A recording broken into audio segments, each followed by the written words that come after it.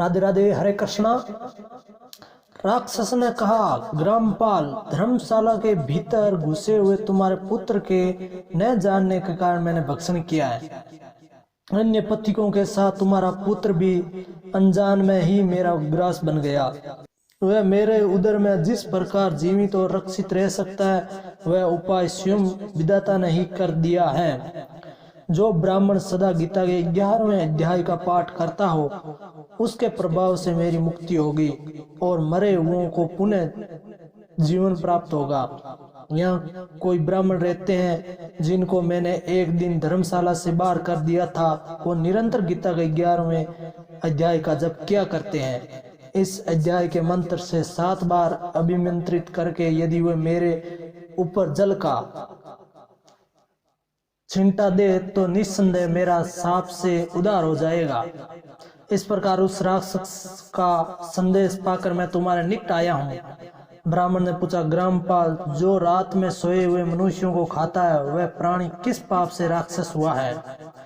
ग्रामपाल बोला, ब्राह्मण, पहले इस गांव में कोई किसान ब्राह्मण रहता था। एक दिन वह अग्नि के खेत की क्यारियों की रक्षा करने में लगा था। वहां से थोड़ी दूर पर एक बहुत बड़ा गिद्ध किसी राही को मार कर खा रहा था।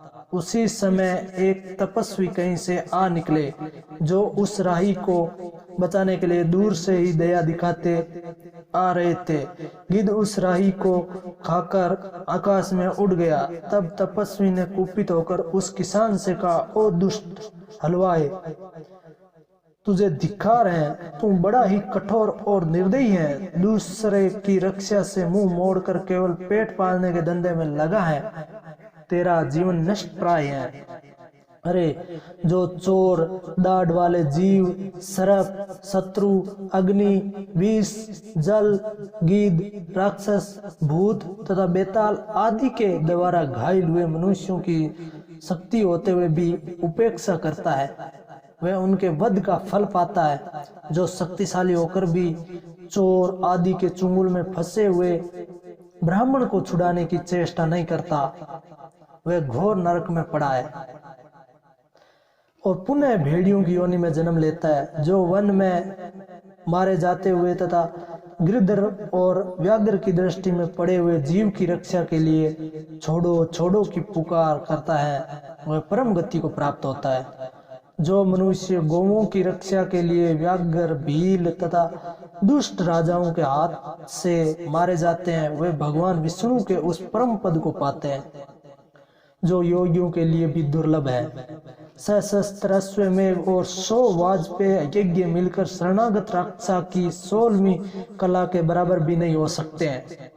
दीन तथा भयभीत जीव की उपेक्षा करने से पुण्यवान पुरुष भी समय आने पर कुंभी पाक नामक नरक में पकाया जाता है। तूने दुष्ट गिद्ध के द्वारा खाए जाते हुए राही को देकर उसे बचाने में समर्थ होते हुए भी जो इस रक्षा नहीं कि इससे तू निर्दयी जान पड़ता है, अतः तू राक्षस हो जा।